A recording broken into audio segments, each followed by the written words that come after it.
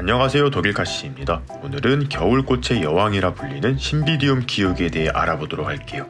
굉장히 화려하고 큰 꽃을 피워 많은 사랑을 받고 있는 서양남 중 하나이지만 집에서 신비디움 꽃을 피워본 사람들은 많지 않을 거예요. 많은 사람들이 신비디움은 키우기 쉽고 꽃 피우기도 굉장히 쉬워요 라고들 말씀하시지만 반은 맞고 반은 좀 맞지 않는 말인 것 같아요.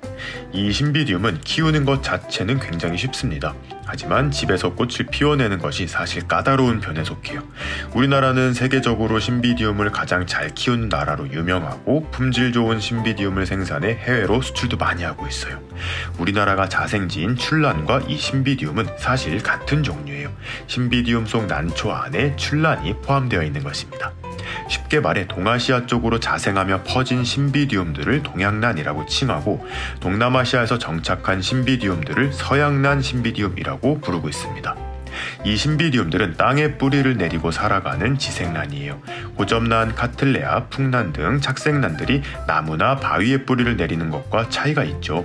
그래서 지생란인 신비디움은 착색란에 비해 물을 더 자주 줘야 하며 뿌리 자체가 과습에 조금은 더 강해요. 그래서 키우기 자체는 어렵지 않다는 것입니다. 꽃을 피우기 위해선 봄부터 가을까지 충분한 햇빛을 받아야 하고 여름 이후 꽃눈이 생성되어 겨울이 되면 꽃을 피웁니다. 베란다에서 사계절 내내 키우면 쉽게 꽃을 본다곤 하지만 사실 꽃눈 분화를 하고 난 후 온도 관리가 쉽지 않기 때문에 집에서 꽃을 보기가 어렵습니다. 온도 관리도 중요하지만 무엇보다 봄에 나온 새촉을 튼실하게 키워내야만 꽃을 피우기 때문에 기본적으로 건강하게 키우는 것이 최우선입니다. 그래서 신비디움 꽃 피우는 방법에 대한 자세한 내용은 다음으로 미루고 오늘은 신비디움을 사와서 내년에 꽃을 피울 수 있도록 건강하게 키울 수 있는 분갈이 방법에 대해 알아보도록 할게요. 지금 보고 계시는 영상은 제가 3주 전 양재동 꽃시장 투어 때 찍어온 영상이에요. 당시에 5만원이라는 가격이 부담스러워서 100번 고민하고 결국 안 사왔다고 말씀을 드렸는데 짠! 똑같은 신비디움이 생겼습니다. 제가 산 건 아니고요. 돼지아빠님이 영상을 보시고 금왕화해 단지에 놀러 가셨다가 똑같은 걸 팔고 있어서 사다 주셨습니다. 엄청 감동이었어요. 이 모습 역시 3주 전의 모습입니다. 바로 분갈이를 하지 않고 어느 정도 꽃 감상을 하고 오늘에서야 분갈이를 해주었어요. 신비디움은 꽃의 화기가 길어서 길게는 3달까지도 꽃이 시들지 않고 유지되기도 해요. 다만 꽃을 오래 유지하기 위해서는 너무 따뜻한 곳은 피하고 너무 강한 빛도 피해 주셔야 합니다. 자, 3주가 지난 오늘의 모습입니다. 꽃이 하나둘 시들기 시작해서 분갈이를 해주려고 해요. 신비디움은 물을 자주 줘야 하기 때문에 물마름이 빠른 토분보다는 플라스틱 화분이나 도자기 화분에 키우는 것이 유리합니다. 크기는 기존 화분보다 너무 크지 않은 적당한 사이즈를 선택하는 것이 좋아요. 저는 약간 촌스럽긴 하지만 하얀색 도자기 화분을 선택했습니다. 오늘 사용할 흙을 주목해주세요. 저는 바크 70%, 코코칩과 동생사, 원예용 상토를 각각 10%씩 배합해서 사용했어요. 신비디움은 바크만을 이용해 잘 키울 수도 있지만 저는 오늘 같은 지생란인 파피오페딜럼을 기를 때 많이 쓰는 배합토를 만들어 사용했어요. 해외 마니아들이 자주 사용하는 배합률인데 여기에 수태를 잘라 섞어서 사용하는 분들도 있고 황토볼을 추가로 넣는 분들도 있어요. 어떤 식재를 추가해도 상관없지만 물은 잘 빠지면서도 신비디움의 양분을 적절히 공급할 수 있는 식재들을 선택하는 것이 키포인트입니다. 이제 신비디움을 화분에서 꺼내야 하는데요. 이거 생각보다 굉장히 어렵습니다. 화분 옆을 두드려 빼면 쉽게 빠질 줄 알았는데 어림도 없었어요. 저랑 돼지아빠님이랑 둘 다 멘붕에 빠졌는데요. 화분을 두드려도 빠지지 않을 때에는 가위 등으로 화분을 잘라내거나 망치로 화분 입구를 내리쳐 뽑아내야 합니다. 잘 안 뽑힌다고 신비디움을 잡고 좌우로 흔들면 자칫 촉이 부러질 수 있으니 그 점은 꼭 주의하세요. 우여곡절 끝에 쏙 뽑혔는데 생각했던 것보다 뿌리가 너무 싱싱해서 놀랐어요.